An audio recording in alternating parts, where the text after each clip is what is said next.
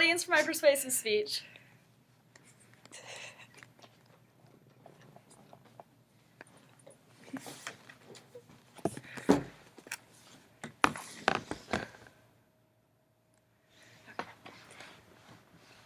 If someone has a gun and is trying to kill you, it would be reasonable to shoot back with your own gun. The Dalai Lama the 14th. The Second Amendment was written for a reason and is going to do absolutely nothing to take it away.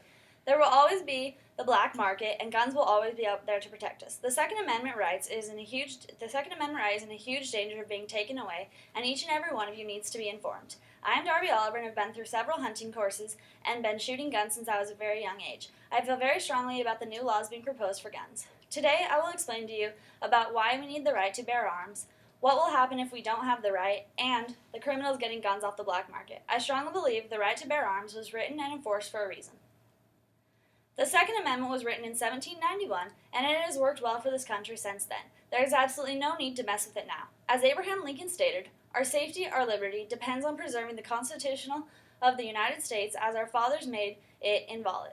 Even back when Honest Abe was alive, he knew this time would come, and he knew we needed to fight back against the government to save our rights.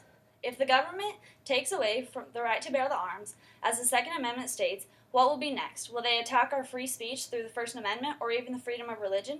Guns are a part of the American culture. They have been around forever, and in my personal opinion, they have done more good to this country than harm. The amendments of the Constitution were written to protect the rights of the people in this country. If we vote for these new laws, we will be giving up all the rights to the government.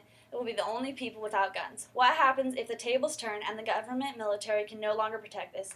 We will need some way to protect ourselves, but that won't be able to happen because we won't have guns when the time comes if we give up those rights now. We should not only have guns because it is our constitutional right, but because we need to be able to protect ourselves. If the right to bear arms is taken away from us, how do you expect to protect yourself? Yes, the government protects this country, and we do live in a free land where we're fortunate enough to have that protection. But what happens when the tables turn and the government comes after you, invades your home, and harms your family? For you ladies out there who live alone, what happens when a man breaks into your home? What are you going to do? How are you going to protect yourself and maybe even your children?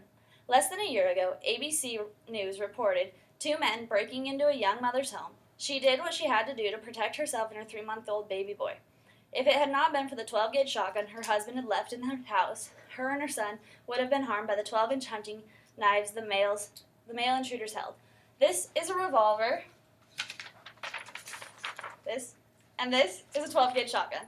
They are both guns that can be in a house, commonly are in all Americans' houses. They can be in the houses and be safe. I'm not saying the first response when you hear a noise is to grab a gun and shoot first, then ask questions later, but that is not the case at all. The logical thing to do when you're faced with a dangerous situation is to be prepared. It is very hard to prepare when someone comes at you out of nowhere and breaks into your home, but it helps if you have a backup plan and a way to protect yourself until the cops can arrive. Not only women, but also men needs to be able to protect their families at all times. Don't think about the criminals having guns. Think about how you can protect yourself with a gun from the criminal's gun.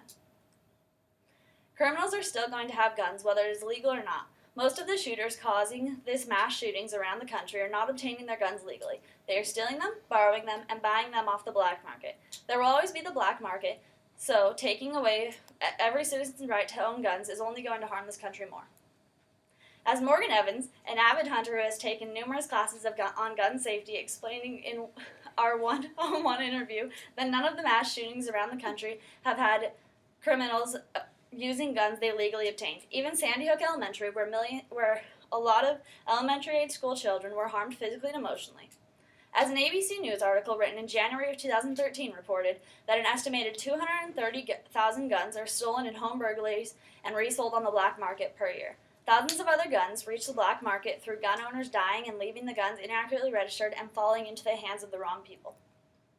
Guns will always be in the circulation of this country. If the governments pass a law stating that the gun owners need to turn over their guns immediately, it is only going to cause more people to hide the fact that they have a gun.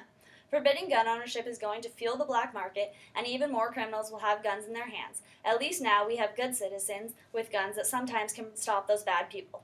Recent studies have found that assault rifles and handguns are the most commonly sold guns on the black market.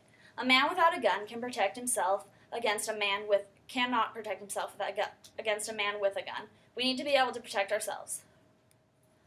I shared a lot of information today, and I can only hope that you will leave here today keeping these thoughts in your mind and maybe even sharing them with your friends and families. Once again, the Second Amendment was written for a reason and is going to do absolutely nothing to take it away. There will always be the black market for criminals to get guns, and at the end of the day, guns will always protect us. I talked about three major important things today.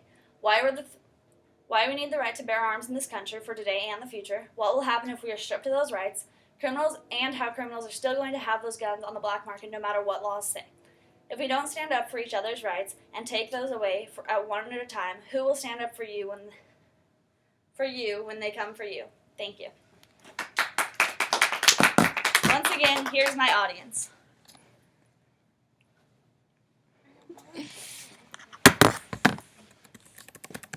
Mission accomplished.